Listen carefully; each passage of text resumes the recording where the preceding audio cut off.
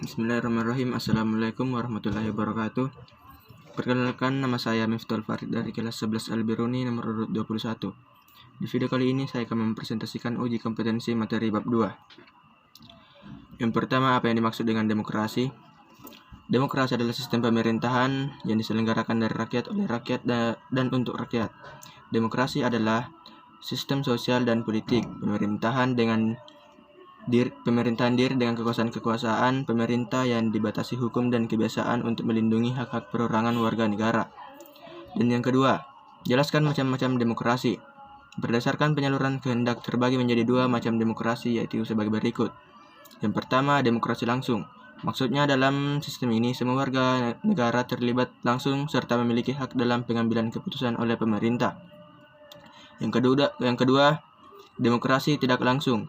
Maksudnya kekuasaan tertinggi tetap berada di tangan rakyat, tetapi melalui perwakilan berdasarkan hubungan antar kelengkapan negara terbagi menjadi 4. Yang pertama, demokrasi perwakilan dengan sistem referendum. Maksudnya setiap warga negara memiliki hak untuk memilih para wakil di parlemen dengan melalui pemungutan suara secara menyeluruh.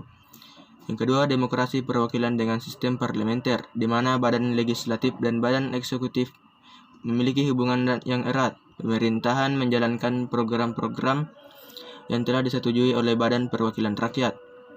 Yang ketiga, demokrasi perwakilan dengan sistem pemisahan kekuasaan. Maksudnya kedudukan badan legislatif dan badan eksekutif berada di tempat yang terpisah dan tidak berkaitan secara langsung. Yang keempat, demokrasi perwakilan dengan sistem referendum dan inisiatif rakyat, di mana sistem ini menggabungkan antara demokrasi perwakilan dengan demokrasi secara langsung. Sistem ini memiliki perwakilan di parlemen akan tetapi tetap dikendalikan oleh rakyat melalui referendum.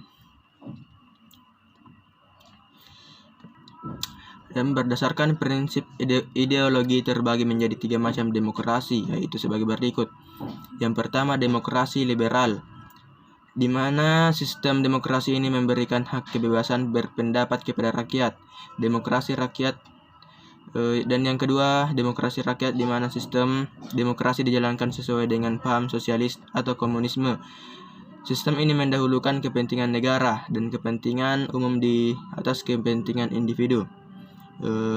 Yang ketiga, demokrasi Pancasila adalah sebuah sistem di mana pemerintahan yang dijalankan dalam negara didasarkan pada nilai-nilai dalam Pancasila dan berasaskan musyawarah mufakat yang mengutamakan kepentingan umum.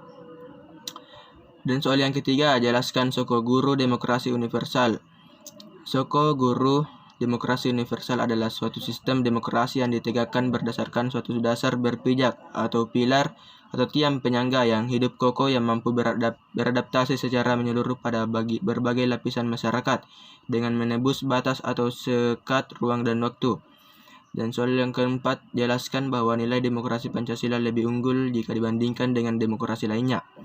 Nilai demokrasi Pancasila lebih unggul jika dibandingkan dengan demokrasi, karena demokrasi Pancasila mengutamakan kepentingan dari masyarakat, negara, dan berbangsa, sedangkan demokrasi lainnya mengutamakan kepentingan demokrasinya sendiri. Dan soal yang kelima, buktikan bahwa negara Indonesia adalah negara demokratis, baik secara normatif maupun empirik.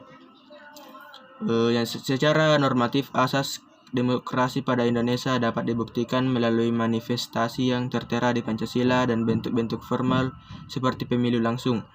Sedangkan secara empiris, pembuktian bahwa Indonesia merupakan negara demokratis dapat dilakukan dengan mengurai sejarah keberlangsungan politik praktis negara ini.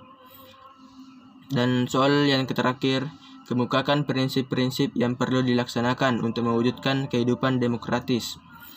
Secara normatif, asas demokrasi pada Indonesia dapat dibuktikan melalui manifestasi yang tertera di Pancasila dan bentuk-bentuk formal seperti pemilu langsung.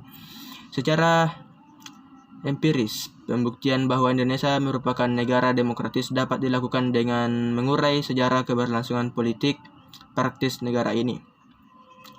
Mungkin sekian dari saya, kurang dan lebihnya mohon dimaafkan. Wabillahi taufiq wal hidayah. Wassalamualaikum warahmatullahi wabarakatuh.